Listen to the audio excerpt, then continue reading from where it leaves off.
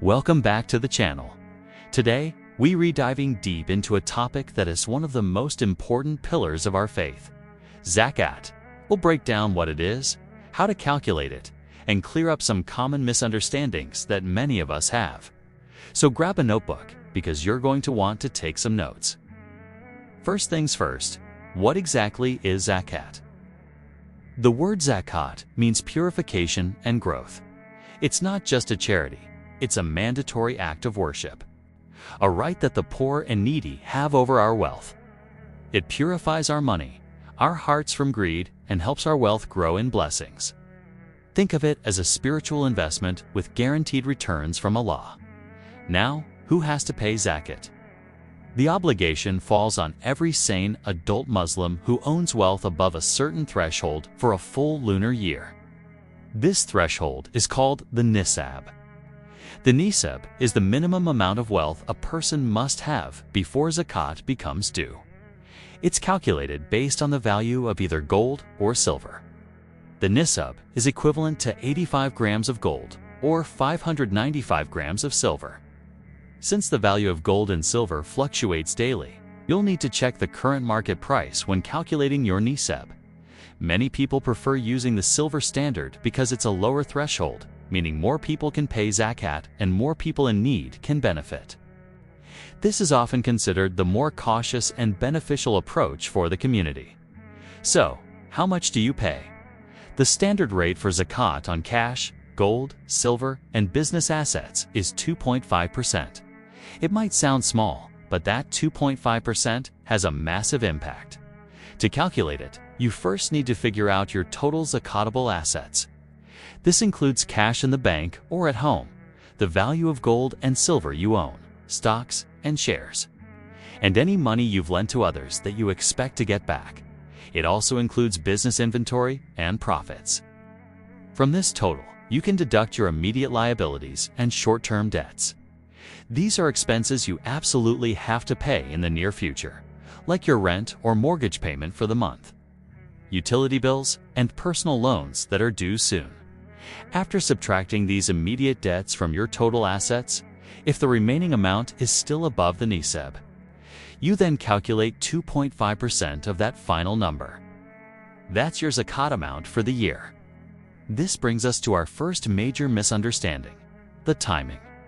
Many people think Zakat is only for Ramadan. While Ramadan is a month of immense blessings, and many people choose to pay their Zakat then to maximize their rewards. Your Zakat is actually due 1 lunar year from the date your wealth first reached the Nisab. It's a personal anniversary. You should mark that date on your calendar. If you don't remember the exact date, you can estimate it or pick a fixed date each Islamic year, like the first of Ramadan, and stick to it consistently. The key is consistency. Another common point of confusion is what assets are zakatable. Let's clear this up. Your personal use items are generally not included.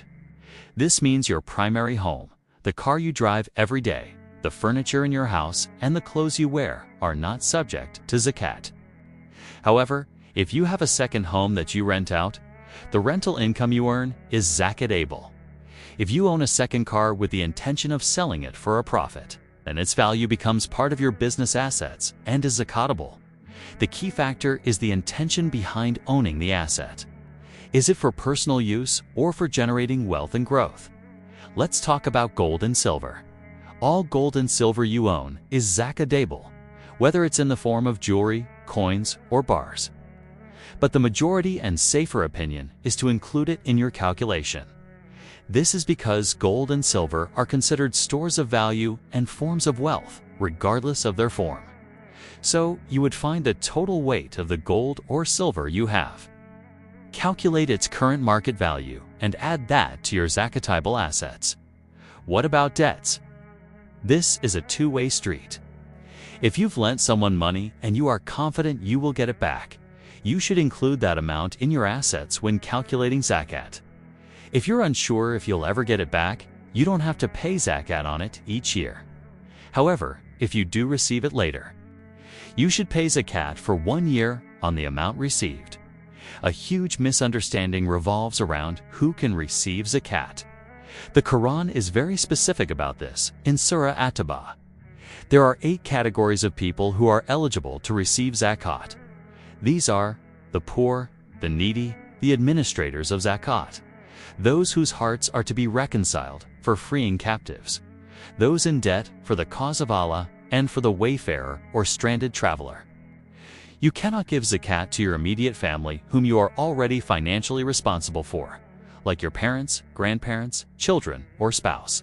However, you can give it to other relatives, like a sibling or a cousin, if they fall into one of the 8 categories. In fact, giving to a relative in need carries a double reward, one for the zakat and one for strengthening family ties. Another important point: zakat and sadaqah are not the same. Zakat is the obligatory 2.5% we've been discussing. Sadaqah, on the other hand, is any voluntary charity you give on top of your zakat. Sadaqah is highly encouraged and has no minimum or maximum amount. You can give as little or as much as you want, whenever you want. But sadaqah cannot replace your zakat obligation. You must fulfill your zakat first. Let's quickly touch on business assets. If you own a business, you calculate zakat on your business assets, not your personal ones. You then subtract your short-term business liabilities, like supplier payments and salaries due. The remaining amount is then added to your other personal zakatable assets, and you pay 2.5% on the total. Things like office buildings, machinery, and company cars are fixed assets and are not zakatable, but the income they generate is. Calculating zakat can seem complex, but it doesn't have to be. There are many fantastic zakat calculators online provided by reputable Islamic organizations that can guide you step by step. I highly recommend using one of them. They make the process much simpler and ensure you're doing it correctly. To summarize, remember these key steps. First, determine your zakat. Second, calculate all your zakatable assets, gold, silver, business goods, etc. Third, subtract your immediate short-term debts. Fourth, check if the final amount is above the Nisab. And fifth, if it is, calculate 2.5% of that total. That's your zakat. Paying zakat is a beautiful act of worship that connects us to Allah and our community. It cleanses our wealth, helps those in hardship, and brings immense blessings into our lives. It's a system designed to ensure that no one in the community is left behind. I hope this has helped clarify the rulings of zakat and cleared up some common questions. If you found this video beneficial, please give it a thumbs up and share it with your friends and family so they can benefit too. And don't forget to subscribe and hit that notification bell for more content like this.